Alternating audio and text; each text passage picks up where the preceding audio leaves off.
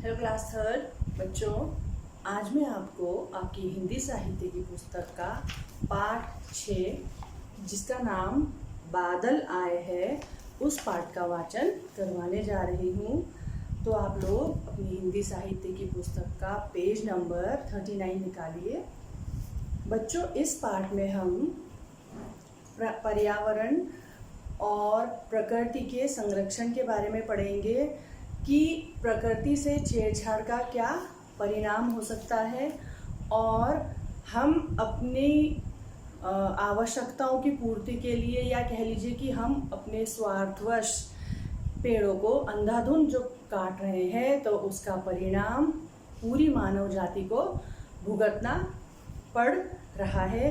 क्योंकि पेड़ों के अंधाधुंध काटने से जो प्राकृतिक संतुलन है वह बिगड़ता ही जा रहा है, जो कि मानव जाति के लिए एक खतरा बनता जा रहा है। ठीक है, तो इस पाठ में हम पढ़ेंगे, या इस पाठ के द्वारा हम प्रकृति के प्रति प्रेम का भाव कैसे रखना चाहिए, या प्रकृति की रक्षा कैसे करनी चाहिए, और अपने पर्यावरण का संरक्षण किस प्रकार से हम कर सकते हैं, या पर्यावरण के प्रति या पर्यावरण संरक्षण के प्रति हम कितने सजग और किस तरह से सजगता से अपने पर्यावरण को बचा सकते हैं, और वृक्षों का क्या महत्व है हमारे जीवन में, ये सब बातें हम इस पाठ के द्वारा जानेंगे। ठीक है, तो पहले मैं पाठ प्रवेश पढ़ती हूँ, उसके बाद मैं पाठ का वाचन शुरू करती हूँ। आप लोग अपनी पुस्तक में बहुत ध्यान से मेरे साथ पाठ को समझने की कोशिश कीजिए। ठीक है,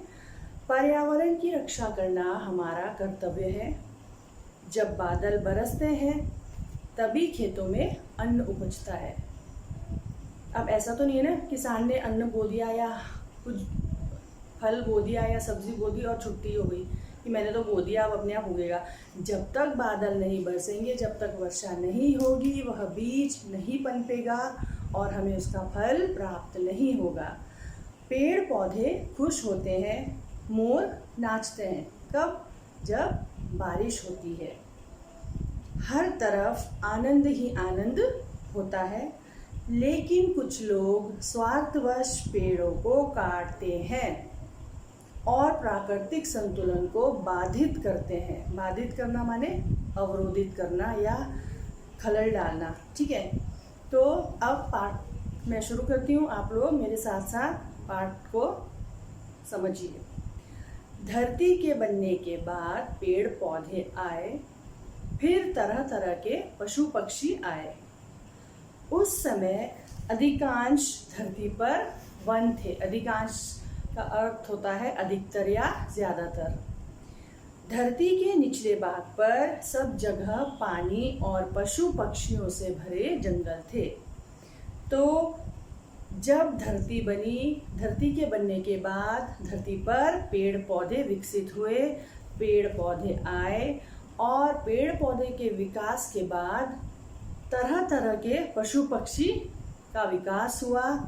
और उस समय अधिकांश जो धरती थी उस पर वन ही वन थे, और जो धरती का निचला भाग था उस पर सब जगह पानी ही पानी और पशु पक्षी से भरे हरे भरे जंगल थे। ठीक है बच्चों, आगे देखिए। फिर धरती पर मानव आया।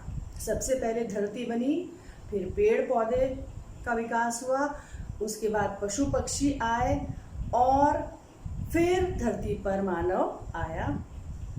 उसने घर बनाना शुरू किया। इसके लिए उसने वन काटे। मनुष्य का स्वभाव हमेशा से ही अधिक पाने का रहा है।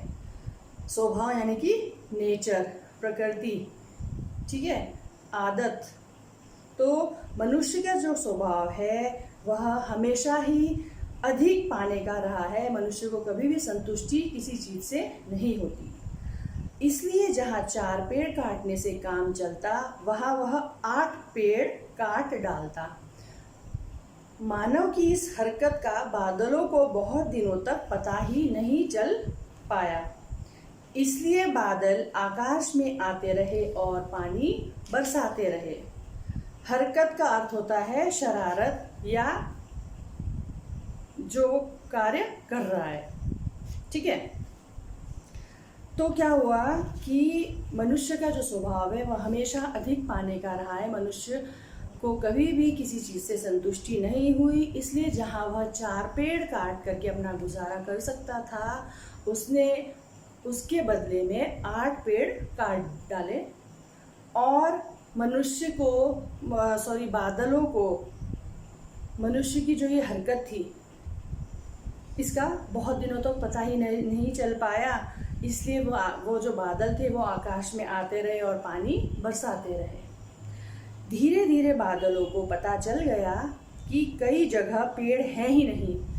तब धीरे धीरे बादलों को ये पता लगा कि कई ऐसी जगह हैं जहाँ पर पेड़ कट चुके हैं और वहाँ पर पेड़ों का नामो निशान ही नहीं रहा। पेड़ों के स्थान पर घर बन गए हैं और पेड़ काट डाले गए हैं। तो जो वन थे उनको काटकर मनुष्य ने अपना ठिकाना बनाया और जहाँ पर पहले पेड़ थे वहाँ पर मनुष्य के घर बन गए हैं और बहुत सारे पेड़ कट गए हैं। बादल गुस्से से गरजे और लौट गए। बादलों को पेड़ों से बहुत प्रेम था। बादल पेड़ों के बुलाने पर ही तो पानी लेकर आते थे।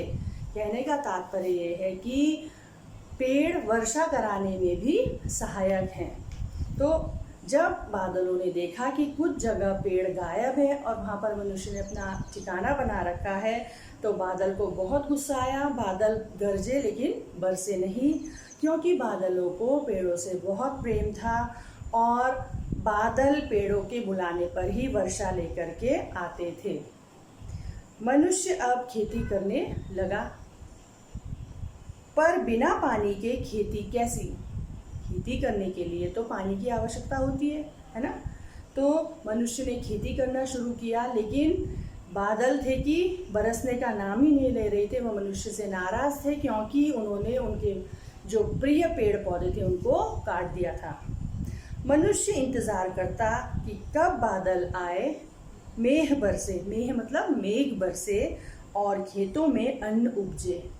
जब बारिश होगी तभी तो खेतों में जो बीज किसान ने बोया था वह क्या होता, अंकुरित होता और खेत में हरियाली होती और अन्न उपजते। लेकिन यहाँ क्या, जब बारिश ही नहीं हुई तो खेतों में अन्न कैसे उपजे? पर बादल तो मानव से नाराज हो गए थे। यह सब किसका नतीजा था? वनों को काटने का नतीजा था, जिसकी वजह से जो बादल थे वो मनुष्य से नाराज हो गए थे। जब मौसम का अधिकांश समय बिन बरसे गुजर गया तो मानव समझ गया कि उसने बहुत बड़ी गलती की है। उसने घर की छत पर खड़े होकर बादलों को बहुत पुकारा, पर बादल नहीं आए। तो क्या होता है कि मौसम का जो अधिकांश हिस्सा था, जो अधिकतर हिस्सा था, वह बिना बरसे गुजर गया। यानी कि जो बरसात का जो मौसम था वह, उसमें क्या होता है, बहुत बारिश होती है, लेकिन यहाँ पर जो वो बरसात का मौसम था वह उसका जो ज़्यादातर हिस्सा था वह बिना बरसे ही गुजर गया, बारिश ही नहीं हुई। तो मानव ये समझ गया कि उसने तो बहुत बड़ी गलती कर दी है और उसने अपनी छत पर खड़े होकर के बादलों को पुकारा, लेकिन बादल जो कि मनुष्य से नाराज थे वे आए ही नहीं। पानी न बरसने से पशु पक्षी सबको कष्ट हो रहा था।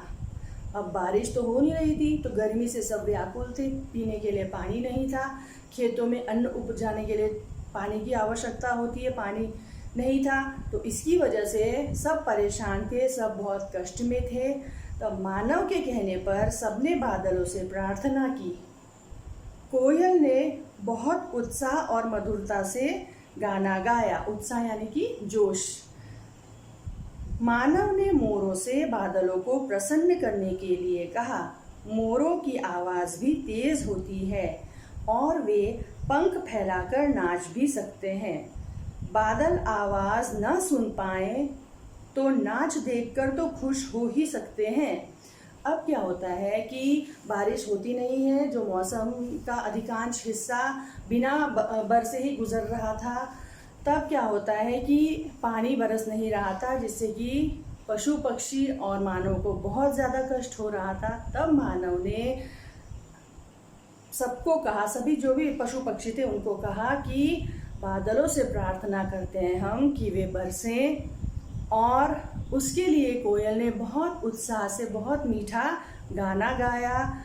और मानव ने, जो मोर होते हैं वो क्या होता है, वर्षा होती है तो नाचते हैं ना, तो मोरों से बादलों को प्रसन्न करने के लिए कहा, मतलब मोरों को नाच दिखाने, बादलों को नाच दिखाने को कहा, बादलों के लिए मोरों को नाच दिखाने को कहा।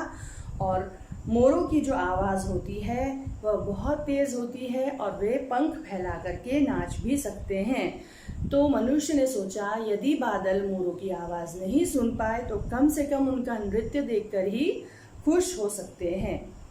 मोरों ने क्यों क्यों करके गाना और पंख फैलाकर नाचना शुरू कर दिया, ठीक है। और वे गाने लगे, क्या गाने लगे मोर, बीता साल बिना पानी के आओ बादल दादा, धरती पर पानी बरसाओ पहले से कुछ ज़्यादा। तो मोरों ने कौन सा गाना गाया, मोरों ने गाया कि बीता साल बिना पानी के आओ बादल दादा, धरती पर पानी बरसाओ पहले से कुछ ज़्यादा। कि साल तो बिना पानी के गुजर गया है, बादल दादा जल्दी से आकर बरसो और धरती पर पानी बरसाओ, धरती की प्यास बुझाओ और पहले जितनी बारिश या वर्षा होती थी उससे अधिक बरसो।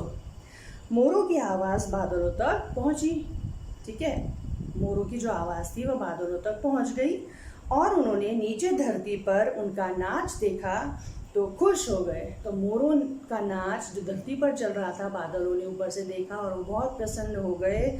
खुश होकर उन्होंने पानी बरसाना शुरू कर दिया। नदी, तालाब, समुद्र आदि सब लबालब भर गए। लबालब मतलब पूरा ऊपर तक। तो बादलों ने मोरों के नृत्य को देखकर बहुत प्रसन्नता,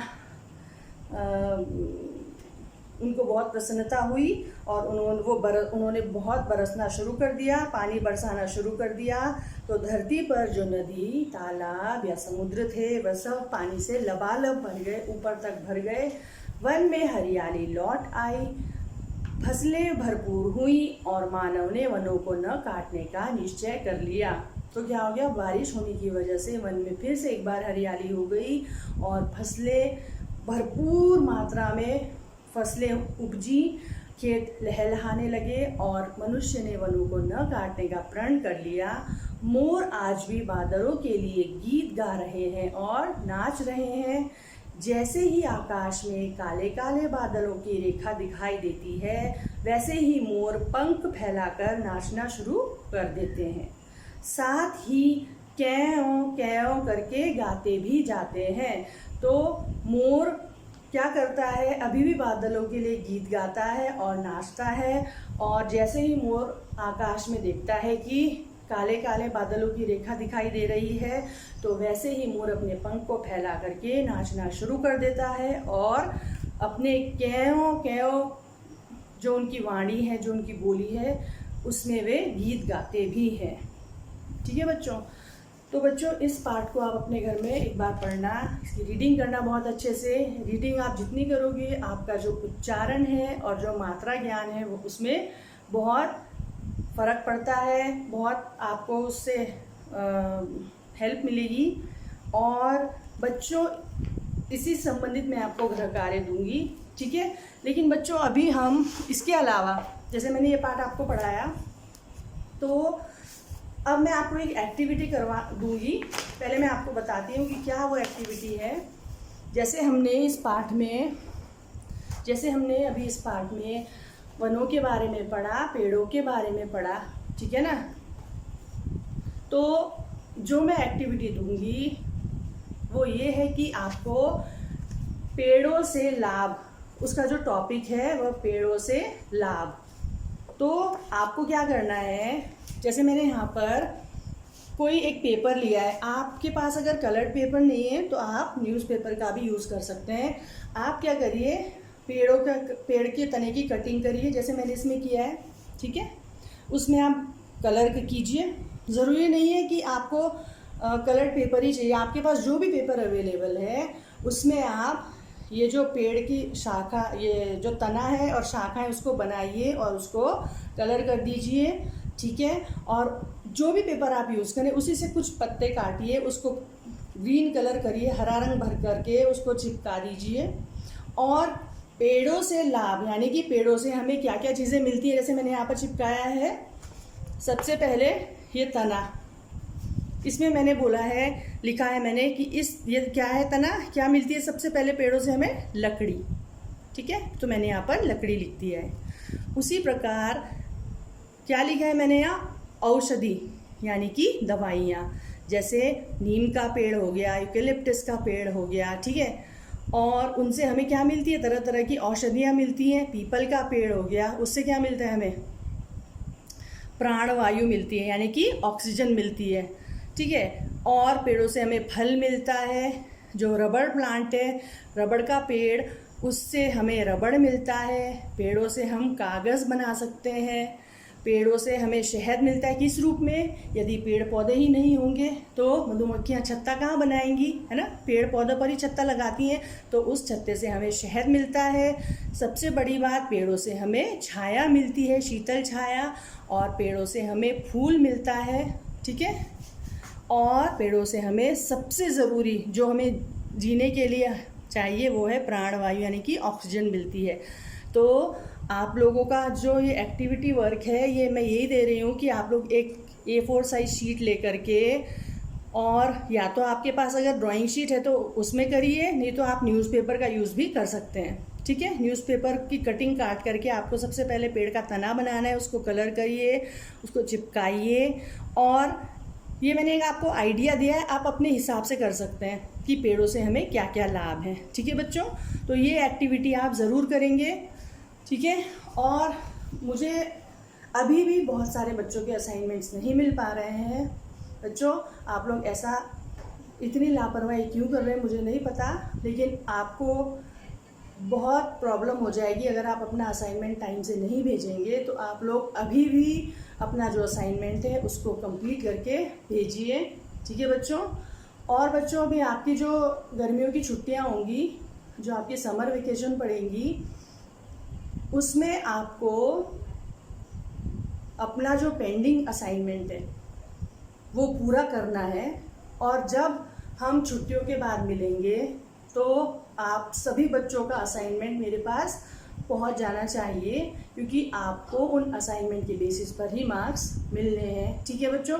तो आपको कोई भी हॉलीडे होमवर्क नहीं दिया जा रहा है, लेकिन जितना भी आपका असाइनमेंट पेंडिंग है, किसी भी सब्जेक्ट का हो वो आप अपने घर में कंप्लीट करिए और अपनी पढ़ाई करिए, ठीक है। और अपनी छुट्टियों को एंजॉय कीजिएगा, ठीक है बच्चों। तो अब हम अपने नेक्स्ट वीडियो में मिलेंगे, लेकिन ये एक्टिविटी मुझे सारे बच्चे करके भेजेंगे, ठीक है। चलिए, अपना ख्याल रखिए और स्वस्थ रहिए।